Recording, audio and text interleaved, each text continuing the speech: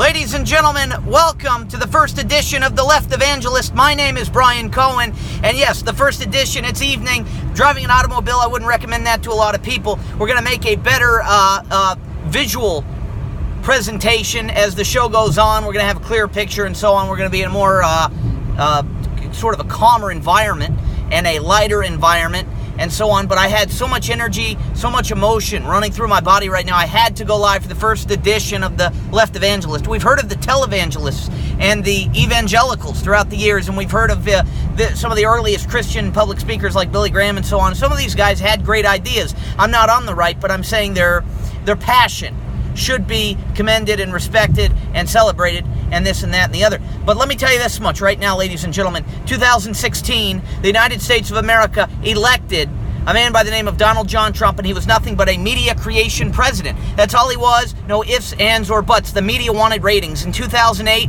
they created Barack Obama. They created an incredible story. A guy from Chicago, the first black president during the recession, a terrible economy right after Bush, who went through 9/11, 2 wars, Iraq, being one of those wars, 9/11, 2 wars, a recession, and Katrina. George Bush, in a lot of ways, the world completely changed under George Bush. We had a very calm presidency during Bill Clinton, really a Democrat who was fairly conservative, and the world changed under Bush, and the media had a story with Barack Obama. He came in, defeated the establishment with Hillary Clinton, and then, in a way, defeated Bush, a Clinton, and then a Bush, defeating George W. Bush's potential successor, John McCain. It's an incredible story. Well, 2016, what was the main battle of the last 8 years with Barack Obama? It was Obama versus the Tea Party. And there was the Libertarian branch with Ron Paul, the establishment branch with Mitch McConnell. There was no nationalist branch. Donald Trump came out of nowhere. He had nothing to do with the previous 8 years. The media wanted a story, and with him, not only did they get ratings, CNN and Fox both, and every underground media, with this nationalist celebrity during the campaign, but unlike Barack Obama, Donald Trump creates ratings even after he won. It's all about money. He's not changing the world really to the left or right, let's face it. Donald Trump, Barack Obama, George Bush, Bill Clinton, all the same idea.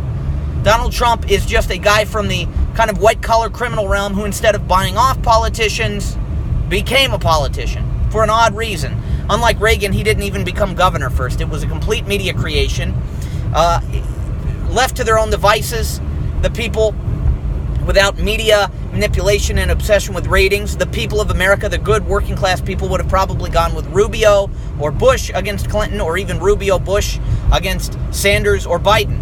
That's what we would have had naturally. But they created an artificial media creation, media robot, if you will, or media monster, who was at the same time a celebrity, at the same time a nationalist, at the same time a billionaire. Howard Hughes meets Ronald Reagan, meets, at this point, who can we point to? Howard Hughes being the billionaire aspect, Ronald Reagan the celebrity aspect, the nationalist George Wallace. How about that? George Wallace, Howard Hughes, and Ronald Reagan mixed into one. And but mainly, he meant money, money, money for CNN, Fox, and everybody else covering him, because he was a lot more interesting to cover than Rubio would have been, or Cruz, and so on. But when we look at what's really happening in America, you're looking at, more than ever, an incredible divide between the wealthy and the poor. You go to these South Floridian billionaires and millionaires and their celebrations and their parties and their get-togethers, or Manhattan or California, and you have, in some cases, mainstream Democrats, bankers, people in finance, entertainers, whatever, in your small group of occupations you want to throw in there, who make up the 1%, and they live in their own worlds.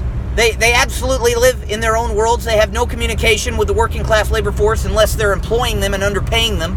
Under Carter, for example, who, I'm to the left of the entire thing. I'm socialist Marxist, and I'll admit it right here. I'm to the left of Sanders.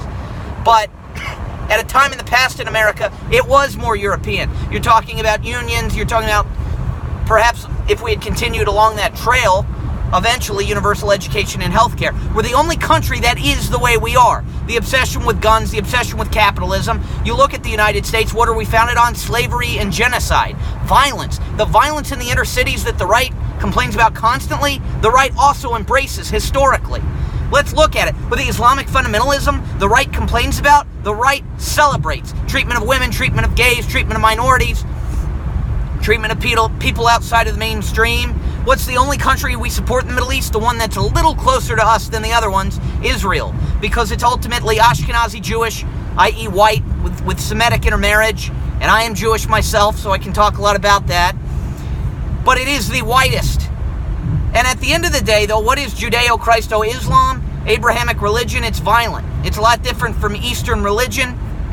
Doesn't mean we have to throw the baby out with the bathwater, but we need to follow the teachings of the Hebrew Bible, the Tanakh, which talk about dedicating a few last rows of the wealthy farmers' land to the poor. I'm talking about distribution of wealth that's fair for all working class Americans. You're talking about anxiety and depression running wild throughout the United States of America. Well, what feeds anxiety and depression? Capitalism. Not only for the capitalists, but obviously for the oppressed and the afflicted and the exploited. America is built on that, but we don't have to be. The great working class people of America deserve a whole lot more. Rather than people who win a lot and lose a lot, how about everybody wins? That's what I'm talking about. That's what the Leftevangelist is talking about. And I'm talking 2020 or 2024. I fear, unfortunately, that if the working class Americans don't stand up in 20, it might have to wait 8 years. Because we have a tendency to like to elect presidents who serve 2 terms. But we can stop it in 2020 when we move to the left, and I'm talking about the working class of America moving way to the left of the right-wing Democrats that run that party, even to the left of Bernie Sanders, who has created a little bit of a movement, or a decent movement with millennials. But we can move beyond all of that. And we can elect true progressive, pro-working class people in our senators, our congressmen, and our local officials. But what I'm saying is we need to psychologically change the news that we take in, or the way we interpret the news, or the way we live with the news. You can't escape CNN and Fox, but when you hear these blips that they put out there, be like the people, maybe unfortunately, throughout in modern America, or at least the mainstream media and the politicians want us to believe, that these people out there who do celebrate the values of the working class and want to fight for the people of the working class and bring them out of their affliction, they want us to believe that these people are only in the past, or these people are fictional.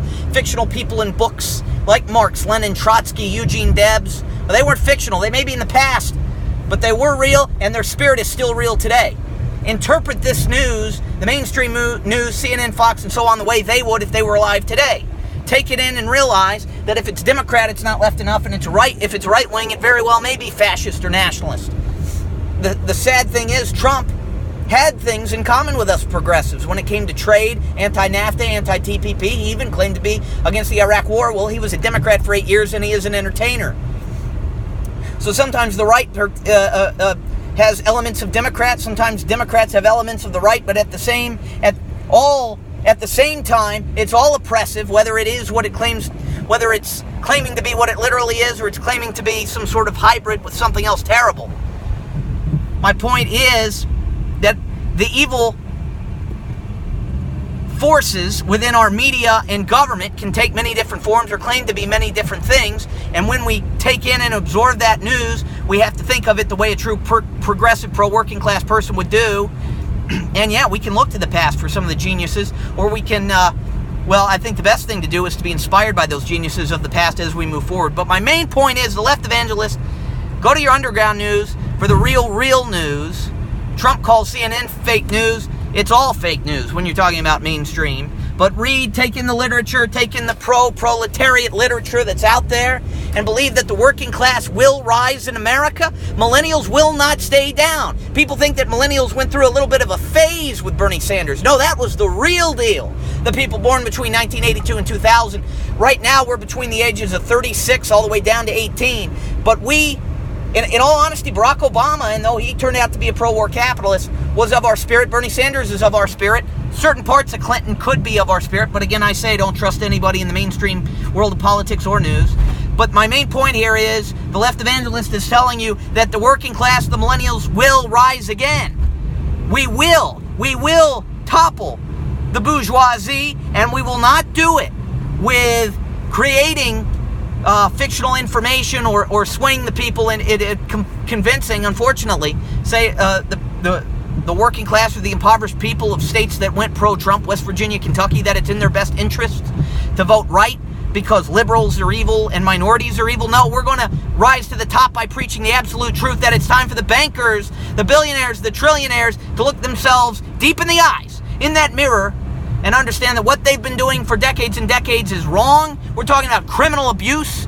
We're talking about criminal actions, human rights abuses, whether they know it or not, whether they're in government or not, and that their time at the top will end, will absolutely end, and not a long period of time. We're not talking 20, 30 years. We're talking if millennials are already up to age 36 pretty soon. We're going to run the show, and we're going to put the working class at the very top. The Leftevangelist signing out.